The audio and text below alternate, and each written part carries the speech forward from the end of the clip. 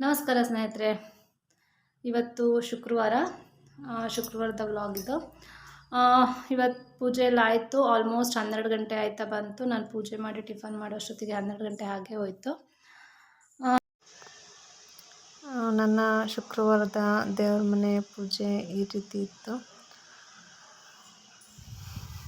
ಅಂದರೆ ನಾನು ಸೋಮವಾರ ಮತ್ತು ಶುಕ್ರವಾರ ಮತ್ತು ಗುರುವಾರ ವಾರದ ದಿವಸ ಅಂತ ಹೇಳಿ ಮಾಡ್ತೀನಿ. ಸೋಮವಾರ ಬಂದು ಮನೆ ದೇವ್ರ ವಾರ, ಶುಕ್ರವಾರನೂ ಕೂಡ ಮನೆ ದೇವ್ರ ವಾರ ಆಗುತ್ತೆ, ಹೆಣ್ಣು ದೇವ್ರ ವಾರ ನಮಗೆ. ಹಾಗಾಗಿ ಈ 2 ವಾರ ಜೊತೆಗೆ ಗುರುವಾರನೂ ಕೂಡ ನಾನು ವಿಶೇಷವಾಗಿ ಪೂಜೆನ ಮಾಡ್ತೀನಿ. ಇವತ್ತಿನ ವಿಡಿಯೋದಲ್ಲಿ ಏನಪ್ಪ ಇನ್ಫಾರ್ಮೇಷನ್ ಅಂತ ಹೇಳಿದ್ರೆ, ಥೈರಾಯ್ಡ್ ರಿಲೇಟೆಡ್ ಆಗಿರುತ್ತೆ.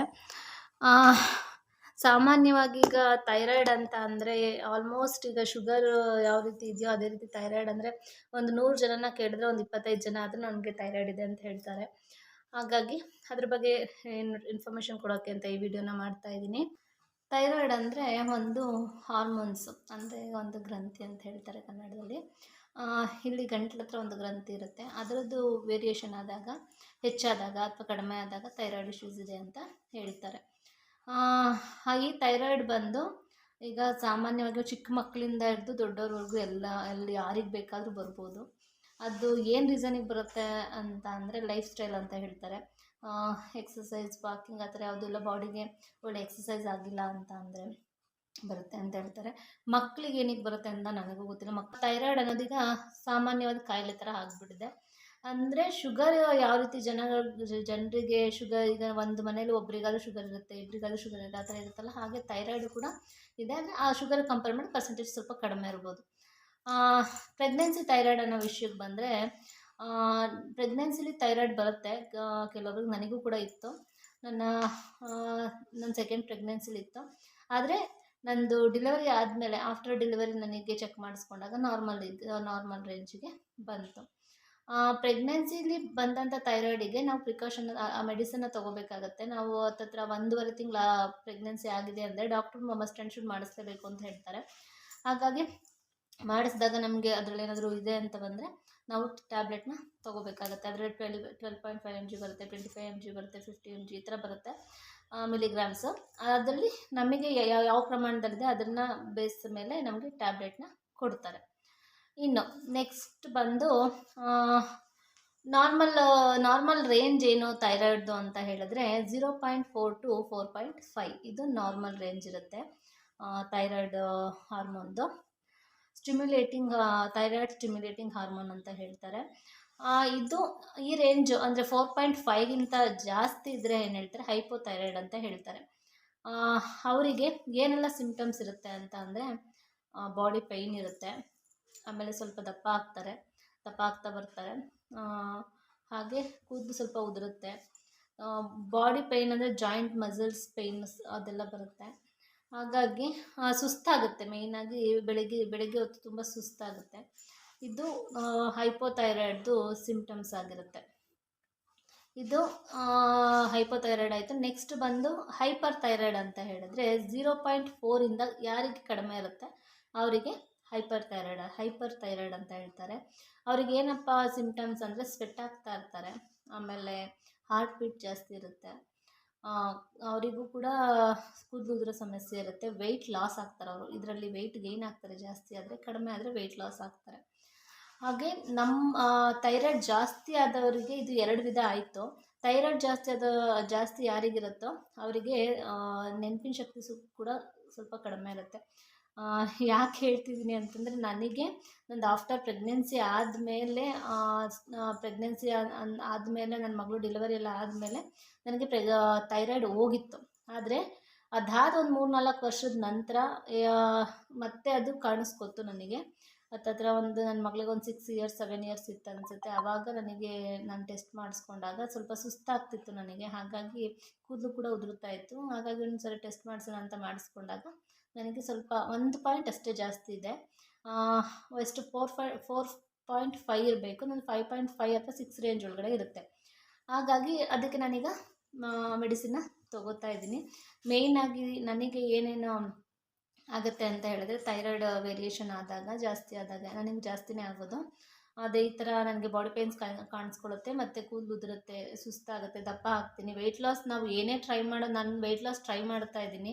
ಆ್ಯಕ್ಚುಲಿ ನಾನು ಆಫ್ಟರ್ ಪ್ರೆಗ್ನೆನ್ಸಿಲೂ ದಪ್ಪ ಇದ್ದೆ. ನಾನು ಆ ಪ್ರೆಗ್ನೆನ್ಸಿಗೂ ಮುಂಚೆ ತುಂಬ ಸಣ್ಣಗಿದ್ದೆ. ಆದರೆ ಪ್ರೆಗ್ನೆನ್ಸಿ ಆದಮೇಲೆ ಸ್ವಲ್ಪ ವೆಯ್ಟ್ ಲಾಸ್, ಡೆಲಿವರಿ ಎಲ್ಲ ಆದಮೇಲೆ ಸ್ವಲ್ಪ ವೆಯ್ಟ್ ಲಾಸ್ ಮಾಡೋಣ ಅಂತ ಟ್ರೈ ಮಾಡ್ತಾ ಇದ್ದೀನಿ. ಆದರೆ ಆಗ್ತಿಲ್ಲ. ಯಾಕೆ ಆಗ್ತಿಲ್ಲ ಅಂದರೆ ನನಗೆ ಥೈರಾಯ್ಡ್ ಇಶ್ಯೂಸ್ ಇದೆ. ನಾರ್ಮಲ್ ಆಗಿರೋರು ನಾವೇನು ವರ್ಕೌಟ್ ಮಾಡ್ತೀವಿ, ನಾವೇನು ಡಯಟ್ ಮಾಡ್ತೀವಿ, ಅದನ್ನು ನಾವು ಫಾಲೋ ಮಾಡಿದ್ರೆ ತಿಂಗಳಿಗೆ ಒಂದು 3ರಿಂದ 4 kg ಸಣ್ಣ ಆಗ್ತಾರೇನೋ. ಆದರೆ ನಾವು ಸಣ್ಣ ಆಗಬೇಕು ಅಂತ ಹೇಳಿದ್ರೆ ಹತ್ತತ್ರ 1.5 kg ಅಷ್ಟೇ ಇಳಿಸ್ಬೋದು ನಾವು ಮಾಡೋ ಡಯೆಟ್ ಮತ್ತು ಎಕ್ಸಸೈಸು, ವಾಕಿಂಗಲ್ಲೆಲ್ಲ. ಆದರೆ ಬೇಗ ಸಣ್ಣ ಆಗೋದು ಸ್ವಲ್ಪ ಕಷ್ಟ. ಆದರೆ ಟ್ರೈ ಮಾಡಿದ್ರೆ ಆಗುತ್ತೆ. ಅದು ಸ್ವಲ್ಪ ಸ್ಲೋ ಇರುತ್ತೆ ನಮ್ಮದು ರಿಸಲ್ಟು. ಇದು ನನ್ನ ಇನ್ಫಾರ್ಮೇಷನ್ ಥೈರಾಯ್ಡ್ ಬಗ್ಗೆ. ಯಾರಿಗಾದರೂ ಪ್ರೆಗ್ನೆನ್ಸಿ ಥೈರಾಯ್ಡ್ ಬಂದರೆ ಹೆದರಬೇಡಿ, ಆಫ್ಟರ್ ಡೆಲಿವರಿ ಹೋಗುತ್ತೆ.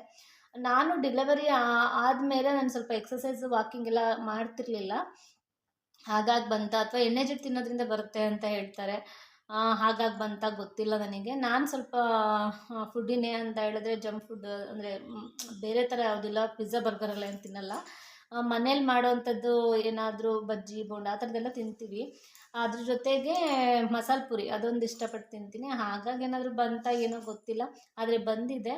ಆದರೆ ಅದಕ್ಕೆ ನಾನೇನು ಮೆಡಿಸಿನ್ ತೊಗೋತಾ ಇದ್ದೀನಿ ಅಂತ ಅಂದರೆ 25 mg, ಫಸ್ಟ್ 12.5 mg ತೊಗೊಂಡೆ, ಬರೀ 1 ಇತ್ತಲ್ವ. ಹಾಗಾಗಿ ನೆಕ್ಸ್ಟ್ 6ಗೆ ಬಂದಾಗ ನನಗೆ ಸ್ವಲ್ಪ ಸುಸ್ತಿನ ಜಾಸ್ತಿ ಆಗ್ತಿದೆ ಅಂತ ಅನ್ನಿಸ್ತು. ಆವಾಗ ಡಾಕ್ಟ್ರನ್ನ ಕನ್ಸಲ್ಟ್ ಮಾಡಿದಾಗ ಅವರು 25 mgದು ಟ್ಯಾಬ್ಲೆಟ್ನ ತೊಗೋತಾ ಇದ್ದೀನಿ. ಇದನ್ನು ನಾನು ಖಾಲಿ ಹೊಟ್ಟೆಗೆ ತೊಗೋಬೇಕು. ಯಾವುದೇ ಥೈರಾಯ್ಡ್ ಟ್ಯಾಬ್ಲೆಟ್ಸ್ ಆದರೂ ಕೂಡ ಖಾಲಿ ಹೊಟ್ಟೆಗೆ ತೊಗೋಬೇಕು. ನಾನು ಬೆಳಗಿನ ಟೈಮು ನೀರು ಕುಡಿತೀನಲ್ವ, ಆವಾಗಲೇ ತೊಗೊಂಡ್ಬಿಡ್ತೀನಿ. ಕೆಲವೊಬ್ಬರು ಟಿಫನ್ ಮಾಡೋಕ್ಕೂ ಮುಂಚೆ 15 ಮಿನಿಟ್ಸ್ ಮುಂಚೆನೇ ತೊಗೋತಾರೆ. ನನಗೆ ಸ್ವಲ್ಪ ಮರು ಜಾಸ್ತಿ, ಹಾಗಾಗಿ ಬೇಗನೆ ನೀರು ಕುಡಿಬೇಕಾದ್ರೆ ತೊಗೊಂಡ್ಬಿಡ್ತೀನಿ, ಮರ್ತ್ಬಿಡ್ತೀನಿ ಅಂತ ಹೇಳಿ. ಇದನ್ನು ಕೆಲವೊಬ್ರು ಹೇಳ್ತಾರೆ ಸ್ಟಾಪ್ ಮಾಡ್ಬೋದು ಅಂತ. ಸ್ಟಾಪ್ ಮಾಡಬೇಕಾದ್ರೂ ಕೂಡ ನಾವು 2 ಡೇಸ್ 1 ಟ್ಯಾಬ್ಲೆಟ್ ಆ ಥರ ಕಮ್ಮಿ ಮಾಡ್ತಾ ಬರಬೇಕು. ಡೈಲಿ ಒಂದೊಂದು ಟ್ಯಾಬ್ಲೆಟ್ ತೊಗೋತಾ ಇರ್ತೀವಲ್ಲ, 2 ಡೇಸ್ಗೆ 3 ಡೇಸ್ಗೆ ಆ ಥರ ಕಮ್ಮಿ ಮಾಡ್ತಾ ಬಂದು ಸ್ಟಾಪ್ ಮಾಡಬೇಕು ಅಂತ ಹೇಳ್ತಾರೆ. ಆದರೆ ನಾನು ಇನ್ನು ಡಾಕ್ಟ್ರನ್ನ ಕನ್ಸಲ್ಟ್ ಮಾಡಿ ಸ್ಟಾಪ್ ಮಾಡೋದೇನು ಅಂತ ಕೇಳಿಲ್ಲ.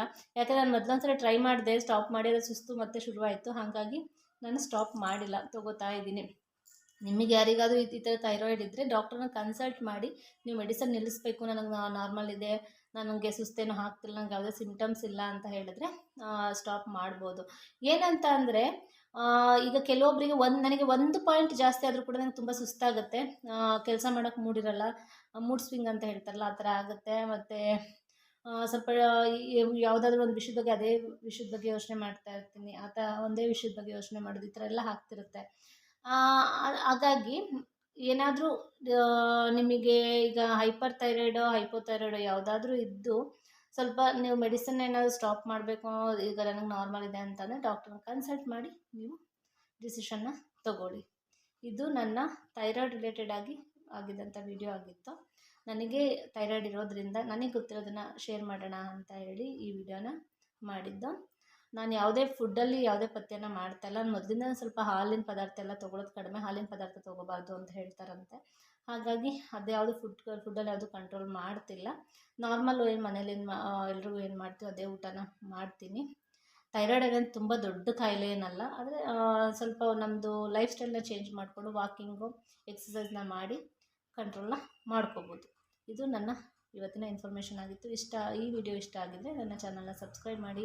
ನಿಮ್ಮ ಒಂದು ಸಬ್ಸ್ಕ್ರಿಪ್ಷನ್ ನನಗೆ ಮೋಟಿವೇಶನ್ ಮಾಡುತ್ತೆ ಮುಂದಿನ ವಿಡಿಯೋಗಳಿಗೆ ಅಂತ ಹೇಳ್ತಾ, ಹಾಗೆ ಸತ್ಯ, ಪ್ರಾಮಾಣಿಕತೆ, ನಂಬಿಕೆ ಈ ದಾರಿಲಿ ನಡೆಯೋಣ ಅಂತ ಹೇಳ್ತಾ ಈ ವಿಡಿಯೋನ ಮುಗಿಸ್ತಾ ಇದ್ದೀನಿ. Thank you.